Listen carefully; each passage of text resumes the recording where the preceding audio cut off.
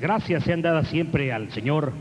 Gracias por hacernos felices de tener esta reina que es nuestra madre, madre de Jesucristo, madre de la Iglesia.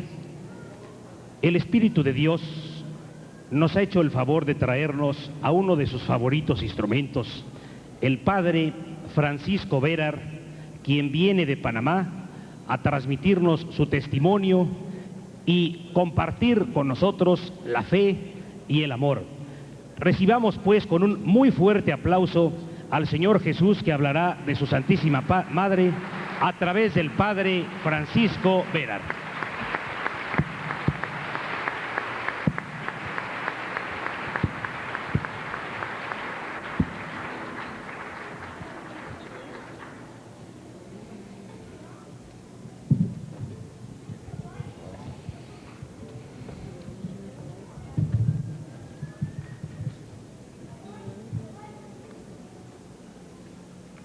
Muy buenos días, queridos hermanos y hermanas. Vamos a ponernos nuevamente en la presencia amorosa del Señor y de su Santísima Madre, pidiendo que sean ellos quien toquen nuestro corazón en este encuentro, para que todos salgamos de aquí con el firme propósito de vivir fielmente nuestra vocación bautismal. Señor, envía la gracia de tu Espíritu a nuestros corazones en este mediodía. Nos ponemos todos, Señor, bajo el manto maternal de María Santísima. Derrama, Señor, la gracia de tu Espíritu en nuestros corazones, como la derramaste en ella el día de tu encarnación y el día de Pentecostés. Nosotros nos ponemos ahora en tu presencia amorosa. Llénanos de tu paz. Llénanos, Señor, de fe, de esperanza, de caridad. Que las palabras, Señor, que vamos a escuchar en este momento queden grabadas en lo más profundo de nuestro corazón, como quedaron grabadas en el corazón de tu Madre Santísima las palabras que escuchó del Arcángel Gabriel. Dios te salve María, llena eres de gracia, el Señor es contigo. Bendita tú eres entre todas las mujeres, y bendito es el fruto de tu vientre, Jesús. Santa María, Madre de Dios, ruega por nosotros, pecadores, ahora y en la hora de nuestra muerte. Amén. Virgen de Guadalupe, ruega por nosotros. Queridos hermanos, me van a permitir leerle un texto de la Sagrada Escritura del libro del Éxodo, capítulo 17, verso 8 y siguientes. Puesto cuando leemos la palabra de Dios, es Dios mismo el que nos habla. Vinieron los amalecitas y atacaron a Israel en Refidim. Moisés dijo a Josué: elígete algunos hombres y sal mañana a combatir contra Amalec. Yo me pondré en la cima del monte, con el cayado de Dios en mi mano. Josué cumplió las órdenes de Moisés y salió a combatir contra Amalec. Mientras tanto, Moisés, Aarón y Hur subieron a la cima del monte, y sucedió que mientras Moisés tenía alzadas las manos, prevalecía Israel. Pero cuando las bajaba, prevalecía Amalec. Se le cansaron las manos a Moisés, y entonces ellos tomaron una piedra y se la pusieron debajo. Él se sentó sobre ella, mientras Aarón y Hur le sostenían las manos, uno a un lado y otro al otro. Y así resistieron sus manos hasta la puesta del sol. Josué derrotó a Amalec y a su pueblo a filo de espada. Yahvé dijo a Moisés: escribe esto en un libro para que sirva de recuerdo, y haz saber a Josué que yo borraré por completo la memoria de Amalec de debajo de los cielos. Palabra de Dios.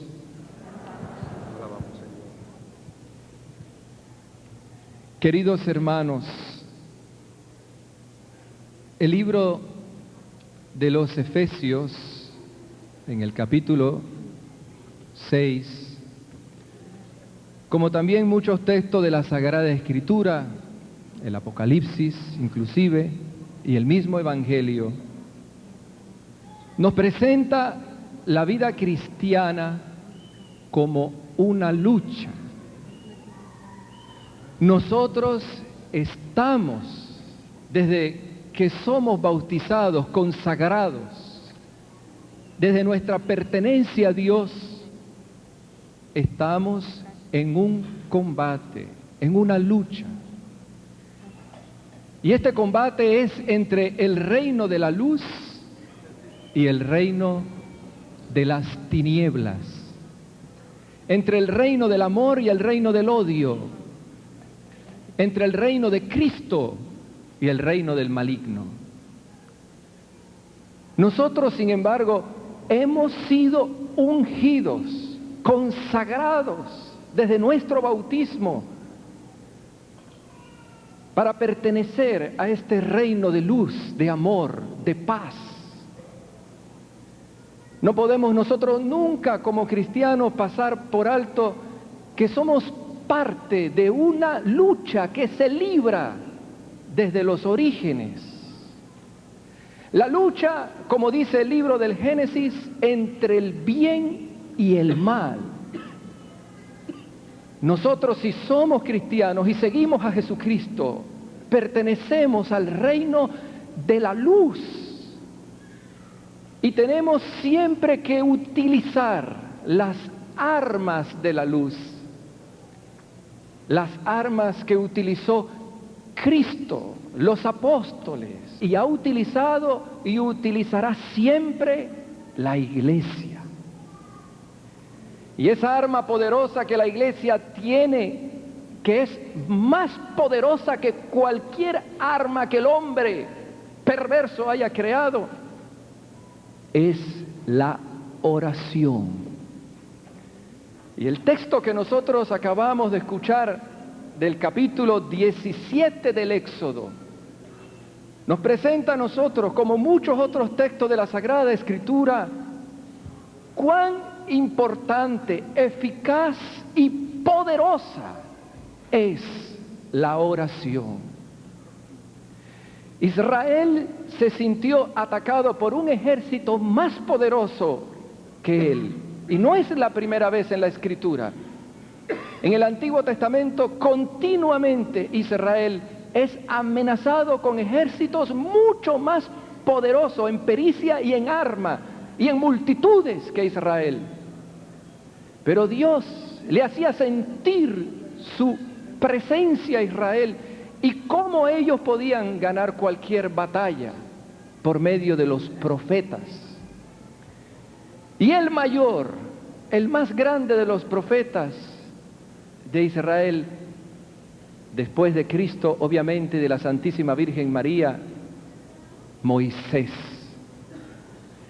Y Moisés, iluminado por la gracia de Dios, se da cuenta que Israel puede ganarle la batalla al ejército de los amalecitas si él se pone en oración. Y sube a un monte mientras Israel es amenazado. La primera vez que aparece en el libro del Pentateuco y en el libro del Éxodo el nombre de Josué, quien le va a corresponder introducir a Israel en la tierra prometida luego de la muerte de Moisés. Moisés le dice a Josué: tú ve y enfréntate a los amalecitas, yo voy a orar. Y se fue desde las primeras horas del día, subió al monte. El monte en la Sagrada Escritura es el lugar privilegiado de la teofanía, de la presencia de Yahvé. Como veremos que Cristo se transfigura también en un monte, y en otro monte derrama su sangre por el pecado del mundo. Moisés sube a orar y toma a Aarón y a Hur. Y dice la historia que mientras Moisés tenía sus brazos en alto, Israel estaba venciendo en la batalla. Pero había momentos en que los brazos de Moisés se cansaban. Moisés estaba en oración todo el día y sentía su debilidad humana. Muchas veces era abatido por sus debilidades y disminuía su oración. Hur y Aarón se daban cuenta cuán eficaz era la oración de intercesión de Moisés por todo el pueblo de Israel en la lucha contra los amalecitas. Y se dieron cuenta que los brazos en alto de Moisés tenían más poder que el mismo ejército de los amalecitas o el ejército de Israel. Y por eso le sostuvieron sus brazos, para que Moisés siguiera en oración, en el peligro, en la batalla. Y luego le tuvieron que colocar una piedra para que se sentara, y los brazos de Moisés estaban en alto desde las primeras horas del día hasta el anochecer. Y dice la Sagrada Escritura que Moisés tomó un instrumento para presentar su oración a Yahvé. Tomó un cayado. Y con su cayado se puso en marcha hacia la cima del monte para que prevaleciera Israel frente a las huestes del ejército de Amibalec. Y la Sagrada Escritura nos dice quién ganó la batalla. La batalla no la ganó Israel, la batalla la ganó Dios, porque era su pueblo y Dios tenía un proyecto particular para este pueblo suyo. De este pueblo vendría la descendencia que salvaría toda la humanidad. Y este pueblo estaba destinado para hacer luz para todas las demás naciones. Queridos hermanos, nosotros como cristianos también tenemos una vocación similar a la de Moisés. Los tiempos que nosotros estamos viviendo hoy en el mundo son tiempos muy particulares. Quizás nunca antes la humanidad había ofendido tanto a Dios como en los tiempos presentes. Tiempos de verdadera confusión, en que las huestes del maligno, como aquel ejército de Amalec, están luchando contra el reino de la luz, y que el cielo nos está diciendo continuamente, precisamente desde el principio de este siglo, cuando comenzó el siglo XX, la Santísima Virgen María se estaba apareciendo en Fátima y le estaba diciendo a la iglesia que como Moisés subiéramos al monte, a la iglesia de Jesucristo, con el cayado en la mano, el Santo Rosario, para que nosotros venciéramos precisamente como pueblo de Dios todas las mentiras y los engaños del príncipe de este mundo. Porque es Dios mismo el que quiere ganar la batalla. Y esa batalla la estamos librando nosotros en diferentes dimensiones, a nivel individual, personal, a nivel familiar, a nivel colectivo y como iglesia. Nosotros no nos damos cuenta, hermanos, que precisamente la respuesta para el mundo está en nuestro propio corazón y la respuesta que le podamos dar a Dios como Moisés. Si nosotros verdaderamente consagramos nuestra vida a interceder continuamente por el reino de la luz, la iglesia de Jesucristo resplandece en medio de las tinieblas. Los tiempos que nosotros estamos viviendo son tiempos muy particulares. Y da la impresión muchas veces que el maligno lleva la delantera. ¿Pero por qué? Porque los brazos de muchos cristianos se cansan. Estamos en un momento con el Señor muy efusivo y hacemos tantas promesas en la confesión, en la Eucaristía, en un retiro, en un encuentro. ¿Y qué pasa al mes, a los 2 meses, a los 3 meses? Dios quiere salvar la humanidad de este caos y confusión. En un tiempo en que proliferan las sectas, las ideas erróneas, completamente opuestas a lo que Dios ha revelado por medio de Jesucristo y la iglesia nos presenta para creer.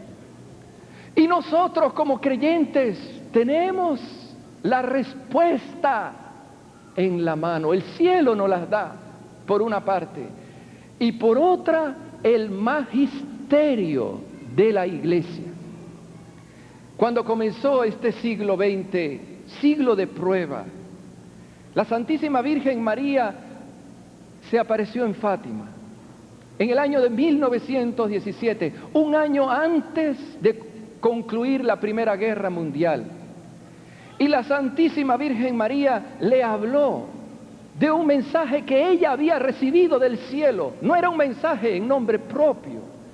Le dijo a Francisco, Lucía y Jacinta: vengo a pedirles que recen el rosario todos los días para que esta guerra termine, para que triunfe mi corazón inmaculado. Si hacen lo que yo les digo, vendrá la paz. Si no, Rusia va a extender sus errores por el mundo entero y habrán guerra y asesinatos. El Santo Padre va a recibir persecuciones.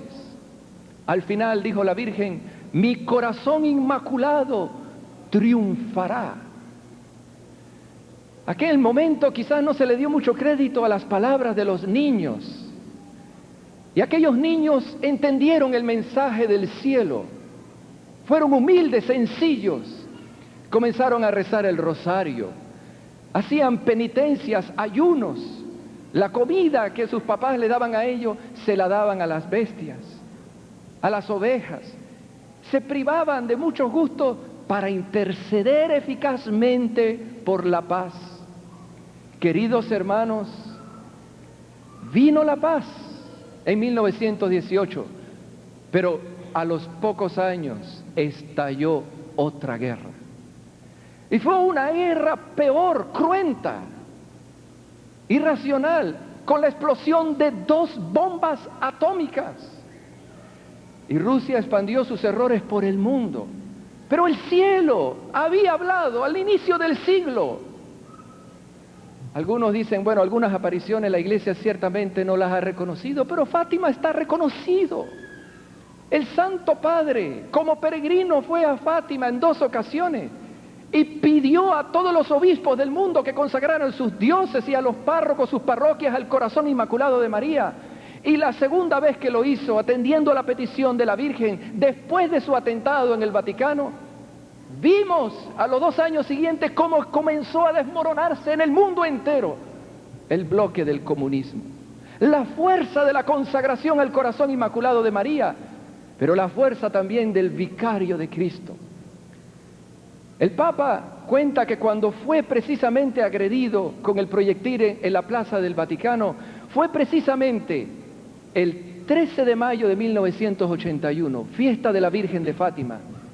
Y en aquel momento sus secretarios lo oyeron escuchar 2 cosas. La primera, ¿por qué al Papa le han hecho esto? La segunda, María, mi madre, me pongo en tus manos. Cuando el Papa volvió en sí, después de la operación, sus primeras palabras fueron agradecerle al Padre el haberle salvado la vida a través de la intercesión de la Santísima Virgen María.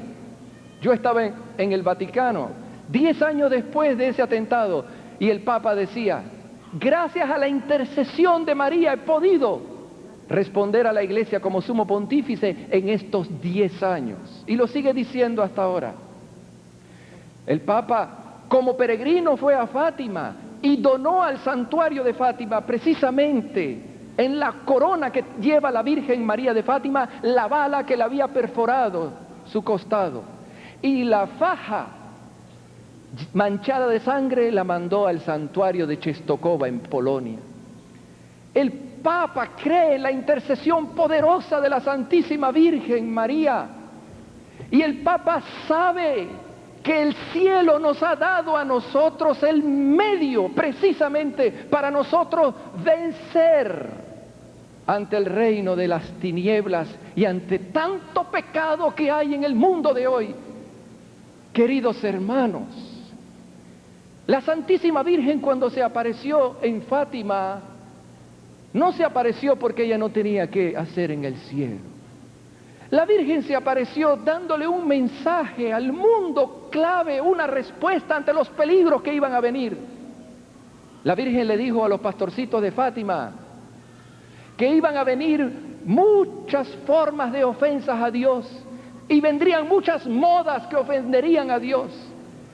La Virgen estaba hablando de la forma de reparar el error del mundo del siglo XX. Mucha gente anda detrás del secreto de Fátima, el tercer secreto, pero realmente el tercer secreto de Fátima no es tan importante como el secreto que la Virgen reveló en Fátima.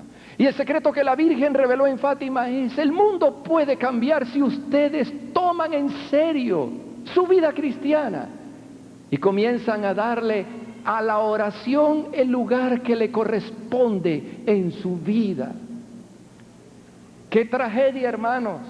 Que tantos millones de seres humanos hayan muerto en la Segunda Guerra Mundial, y todo pudo prevenirse si hubiésemos hecho caso del mensaje que venía del cielo. Y no solamente del mensaje que viene del cielo. En el Vaticano, en aquel entonces, cuando comenzaba el siglo XX, los papas comenzaron a hablar como nunca antes en la historia de la Iglesia de la oración del rosario. Lo hizo Benedicto XV, lo hizo Pío XII, más de 30 cartas y encíclicas, y posteriormente Pablo VI, que después del Concilio Vaticano II sacó una exhortación apostólica, Marialis Cultus, donde hablaba bellamente como nunca antes a nivel del magisterio de la Iglesia de la eficacia y el poder que tenía el Santo Rosario. ¿Y qué hemos hecho nosotros con lo que el cielo nos ha hablado y lo que el Papa, iluminado por la gracia de Dios, el vicario de Cristo, nos ha dicho a nosotros, la Iglesia del Señor? Nosotros tenemos la respuesta, hermanos, a los problemas personales, familiares de la Iglesia, y precisamente ante el pecado que vive el mundo de hoy. Primero que todo, con la oración. Yo no puedo entender cómo hay cristianos en la Iglesia que no crean en el poder de la oración. Yo lo puedo creer y aceptar de un no creyente, de un pagano, o de alguien que no profesa la fe en Jesús, pero no de un creyente. No hay nada en el Evangelio y en la Sagrada Escritura que nos haga ver cuán importante es la vida de oración en un creyente, como el lugar que ocupa la oración en la vida de Jesús. Nosotros nos damos cuenta que Jesús, inclusive siendo hijo de Dios, siendo de condición divina, necesitaba la oración. Sus primeros momentos de ministerio público los hizo en el desierto, 40 días en ayuno y en oración. Jesús siempre sacaba un momento para ir al encuentro del Padre. Jesús se daba cuenta que lo que él iba a predicar tenía que escucharlo primero en el corazón del Padre. Jesús, después de despachar a los apóstoles, se iba a una montaña y pasaba la noche en oración. Oró durante toda su vida, antes de enseñarle a los apóstoles, antes de enseñarles a orar. Oró en los momentos más difíciles, pero también en cada momento de su vida. Oró en el Tabor y oró en el Getsemaní y oró en la cruz para darnos un ejemplo a nosotros.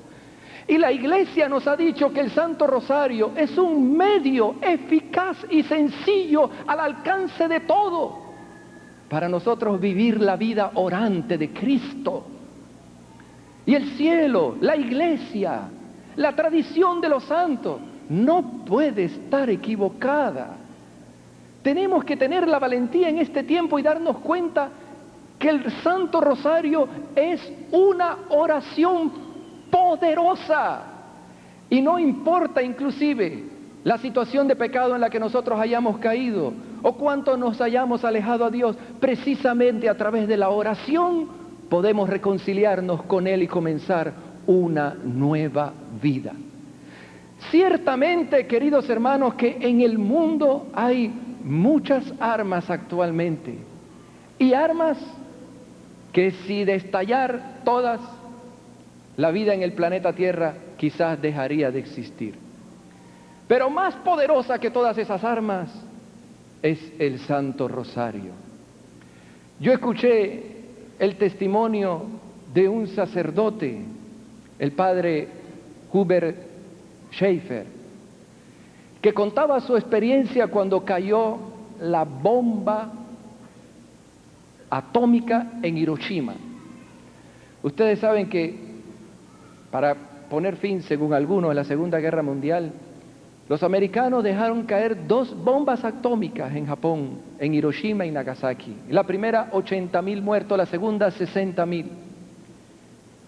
Cuando se celebró el Congreso Eucarístico en Filadelfia, uno de los sacerdotes que estaba presente en la explosión de esa bomba atómica relató su testimonio. Y decía él que había estado presente solo a 8 cuadras de donde cayó la bomba atómica. Y habían presentes con él 7 sacerdotes jesuitas, más de 200 científicos. Le preguntaron a este sacerdote y lo entrevistaron varias veces, ¿cómo es posible que él y sus compañeros no llegaron a morir?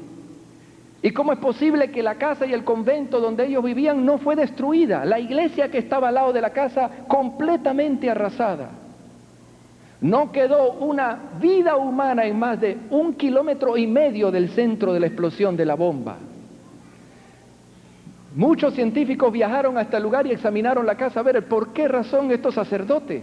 Todavía, cuando se celebró en 1976, estaban los 8 con vida y ninguno recibió ninguna radiación. Y el sacerdote respondió, es inútil que busquen una respuesta científica. La respuesta es espiritual. Nosotros fuimos todos protegidos por la Santísima Virgen María, porque era el único lugar en Hiroshima donde se rezaba el rosario todos los días.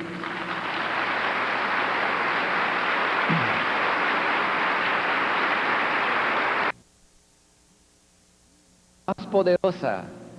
Las armas más poderosas no son las que destruyen, sino las que construyen. ¿Y por qué el Santo Rosario es tan poderoso? Porque no destruye víctimas, las reconstruyen. Y si nosotros nos sentimos destruidos por el pecado, tenemos la respuesta para reconstruir nuestro corazón, el poder del Santo Rosario, queridos hermanos.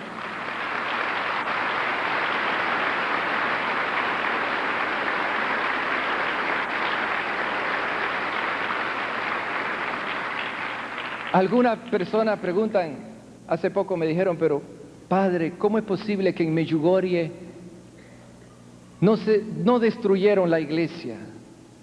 Yo estuve durante la guerra en Mostar y en Medjugorje, estuve viajando varias veces mientras estaba en Italia, y alguna persona me decía, tú estás loco, ¿qué tú vas a hacer allá si hay bombardeos a cada rato?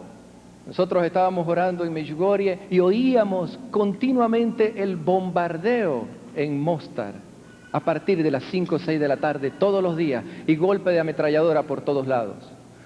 Varias veces los serbios dijeron, vamos a destruir Medjugorje y la carne de los videntes y de los frailes franciscanos se la vamos a dar a los gayotes.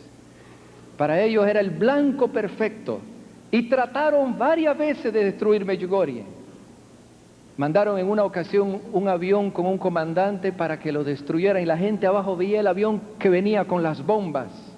Y aquel hombre sintió en aquel momento un terror y vio que el pueblo desapareció, vio una nube y sintió temor, dio la vuelta, regresó, dejó el avión y se fue a Medjugorje y pidió ser bautizado y ser cristiano. La iglesia fue protegida por el manto purísimo de la Virgen.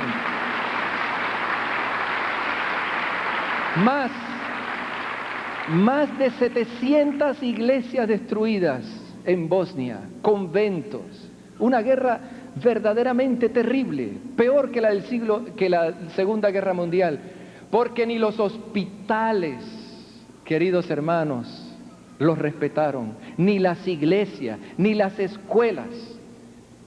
Todo alrededor de Medjugorje destruido. El resentimiento mayor de algunos militares era hacia Medjugorje.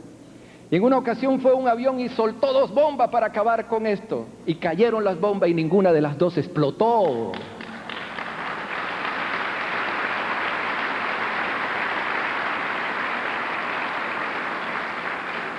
Que la Virgen Santísima lo estaba protegiendo. Pero la Virgen quería proteger no solo Medjugorje, Bosnia entero, Croacia y el mundo entero. 15 años y 2 meses tiene de estar diciendo la Madre Celestial: hagan la paz, paz, paz y solo la paz debe reinar entre Dios y los hombres. Y al principio no entendían esto. Paz, pero si aquí no hay guerra, aquí estamos bien todo. La Virgen con lágrimas en el segundo día de la aparición se refería a lo que iba a venir. Si me escuchan a mí, decía la Virgen, obtendrán la paz y no se autodestruirán. No obstante, protegió Medjugorje, porque en Medjugorje se oraba y se continúa orando. La Virgen también quiere proteger nuestro propio corazón, nuestra vida. Quiere proteger sus familias. Quiere proteger Cancún. Quiere proteger México. Es su emperatriz.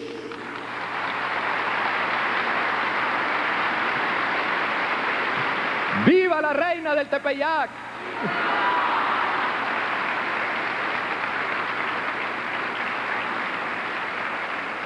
Pero nosotros tenemos que ser dóciles como Juan Diego.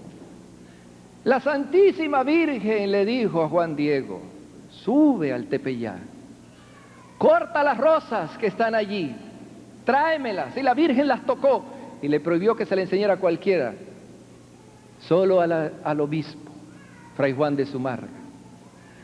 Y Juan Diego obedeció a la Santísima Virgen, tomó las rosas, cortó las rosas y se las presentó a la Madre de Dios, y la Madre de Dios las tocó.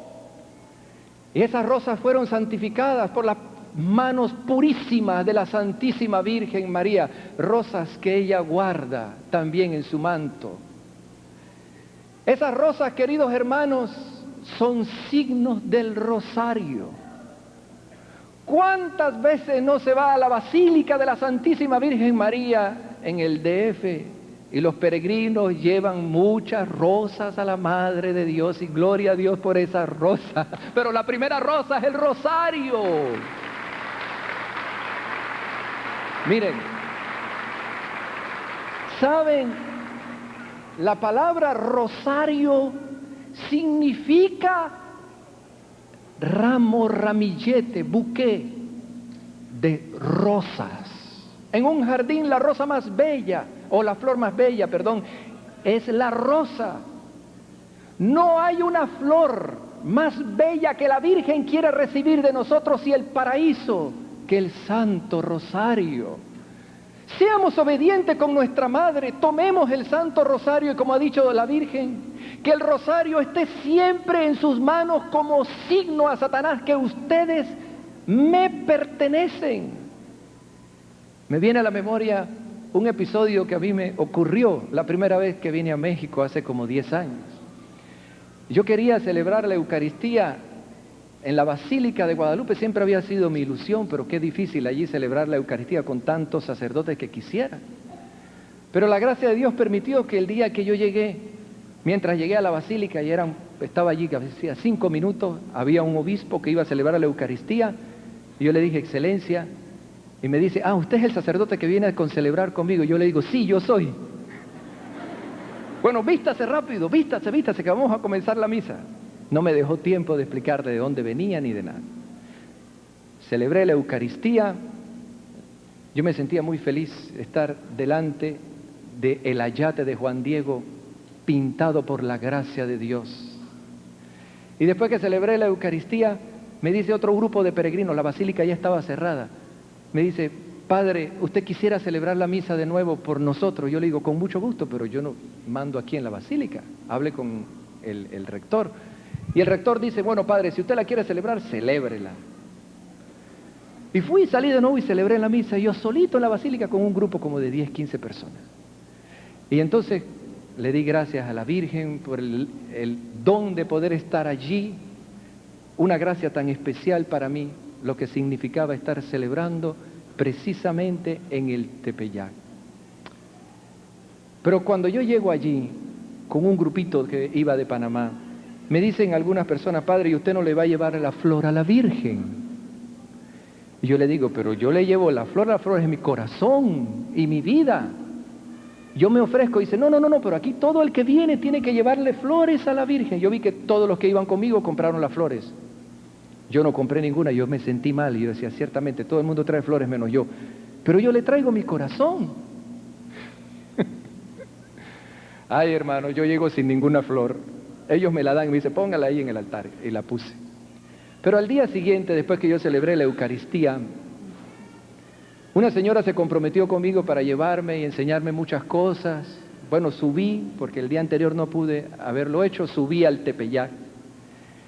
Estando en el Tepeyac me puse de rodillas ante una capilla que hay arriba y le oré tanto a la Virgen como yo creo nunca en mi vida lo había hecho.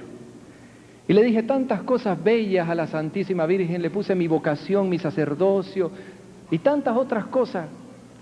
Cuando yo termino mi oración, yo siento en mi corazón el impulso de decirle a la Santísima Virgen María: María, yo quisiera que tú me dieras en este momento un signo, que tú has escuchado todas las oraciones que yo te he dicho aquí hoy y las que te dije ayer en la Eucaristía que celebré, o en la doble Eucaristía.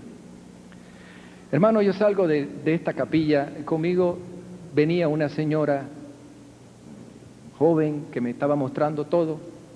Yo no estaba identificado como sacerdote, llevaba una cruz por dentro y tenía un abrigo porque hacía un poco de frío, ¿no? Y cuando salgo yo veo un jardín de rosas bellísimas, enormes, y todo esto con cadenas, y que yo me quedo viendo las flores y las rosas, y la señora también me dice: mire, padre, esas rosas están allí, recuerdan el milagro de las rosas. Y yo le digo: sí. ¿Cómo me gustaría? Yo pensé tener una rosa de esas. Y me quedo viendo las rosas, y luego viene un señor y me dice: un momento, quédense allí, no se vayan. Yo no sabía qué estaba pasando. El señor entra, saca una llave, abre el candado, abre una puerta y va y comienza a buscar todas las flores que están allí de las rosas y corta la más bella, la más hermosa, roja, la corta y de pronto regresa donde nosotros estábamos. Y yo pensé: bueno, se la va a dar a la señora joven que le gusta las flores, que quisiera tener una. Y el Señor vino directamente donde yo estaba y me dio estas palabras. Me dice: tenga, aquí le manda la Virgen la señal que usted pedía.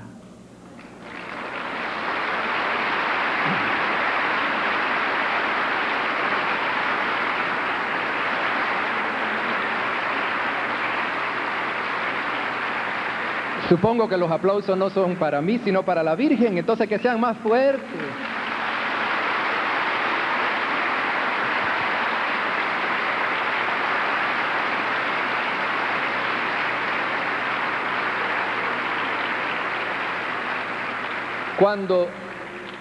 Cuando yo termino, bueno, de escuchar esas palabras, el Señor me dice: espéreme que tengo que regresar.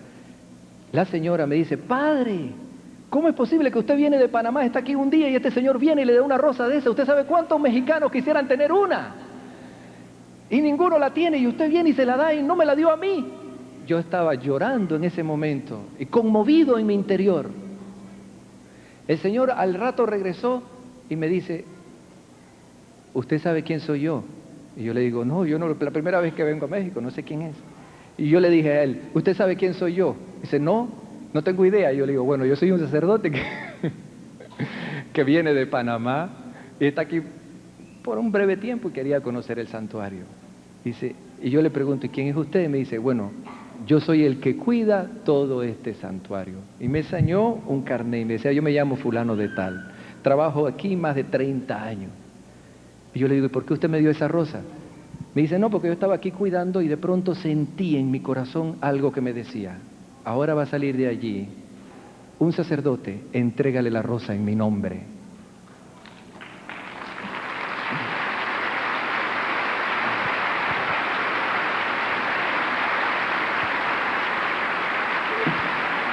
Hermano, yo agarré la rosa, yo iba para Puebla y ustedes saben la distancia que hay desde el DF hasta Puebla. Yo con esa rosa en el metro, en los taxis, en el camión, en todos lados, y la gente me veía con eso. ¿Y usted de dónde trae eso? Yo le digo, del Tepeyac. ¡Oh, del Tepeyac! ¡Deme un pétalo! Yo, no, porque es para mí.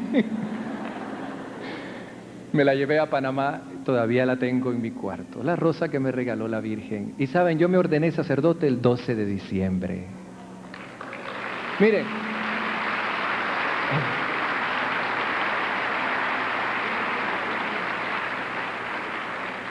Cuando estaba en el seminario, yo no tenía un gran fervor por la Santísima Virgen.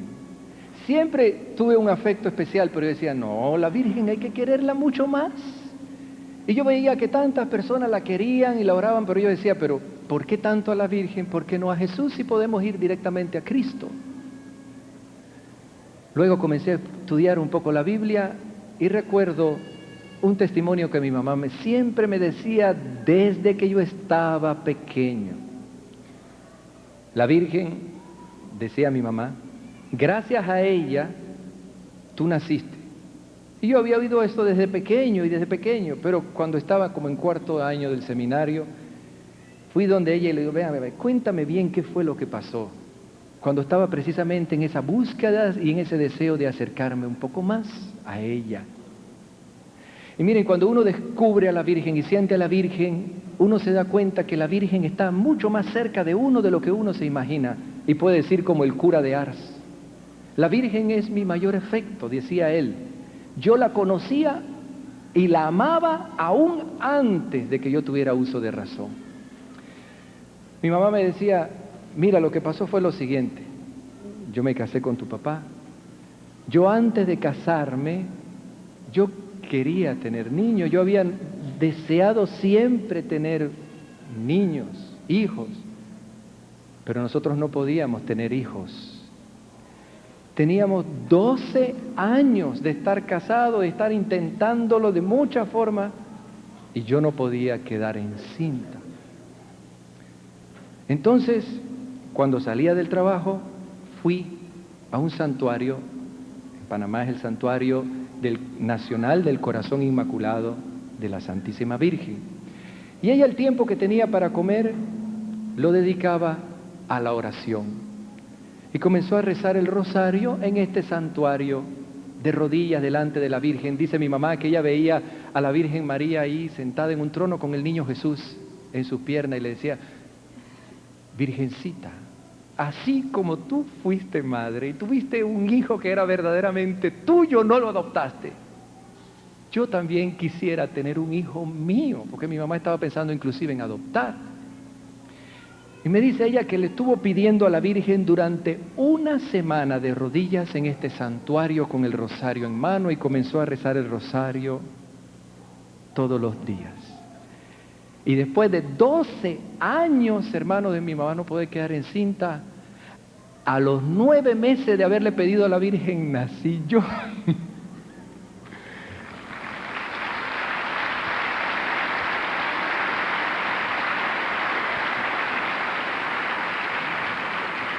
Y la Virgen le dio un hijo sacerdote.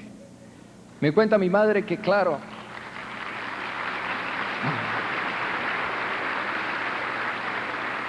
estaba tan feliz que comenzaba a guardar hasta los últimos detalles y los pequeños míos. Todavía mi mamá conserva que el primer cabello, que las primeras pestañas, qué sé yo, tontadas de estas uñas, qué sé yo, todo, tarjetitas de los primeros cumpleaños, álbumes, porque estaba feliz y fue tomando fotos desde que quedó encinta, cómo le iba creciendo el vientre, hasta todas las primeras semanas cuando yo nací. Todo, tantos detalles, y estaba contenta, feliz.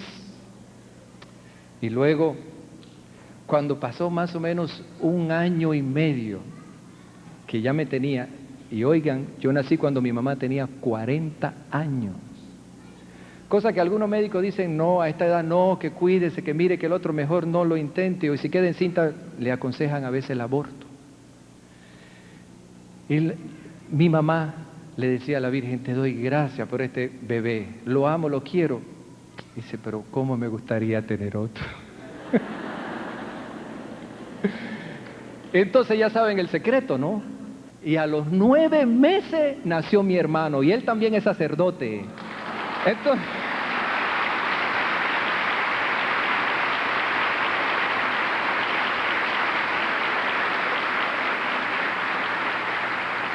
y saben que él nació el día de la Virgen de Guadalupe, el 12 de diciembre.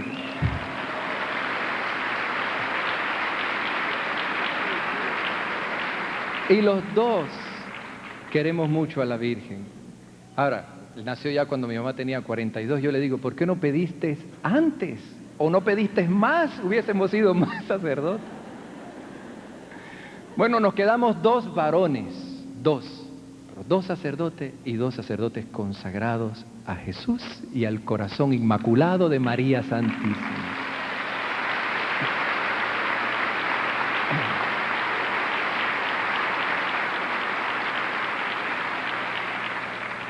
Tantas bendiciones, queridos hermanos, nosotros pudiéramos conseguir de la mano de Dios a través de la intercesión de María Santísima y sobre todo a través del Santo Rosario. Los que fallamos somos nosotros. Recuerdo cuando estaba la guerra del Golfo, lo más terrible, el peor momento. La Santísima Virgen María decía en Medjugorje, aférrense al rosario. Y como nunca antes, oren. Ya solo el rosario puede lograr milagros. Y en un mensaje decía en una ocasión María Santísima, si ustedes no logran lo que ustedes necesitan, no logran tener, es porque no quieren. Porque con la oración ustedes lo pueden obtener todo. El mundo necesita de oración, decía en una ocasión el Papa Pablo VI. Si este mundo se salva, lo será solo por la oración. A mí me llama profundamente la atención el testimonio del Papa Juan Pablo II. Yo tuve 2 años y medio estudiando en Roma. Y para mí, la lección más grande, además de las veces que pude estar en el santuario de Medjugorje, la lección más grande, más importante que todas las clases que escuché en Roma, la lección del Papa Juan Pablo II. En 3 ocasiones estuve con él en su capilla privada. Éramos solamente 10, 12 personas, sacerdotes. El Papa nos invitó a celebrar la Eucaristía. Cuando llegué la primera vez allí a la capilla, al apartamento privado del Santo Padre, el Papa estaba de rodilla ante el sagrario.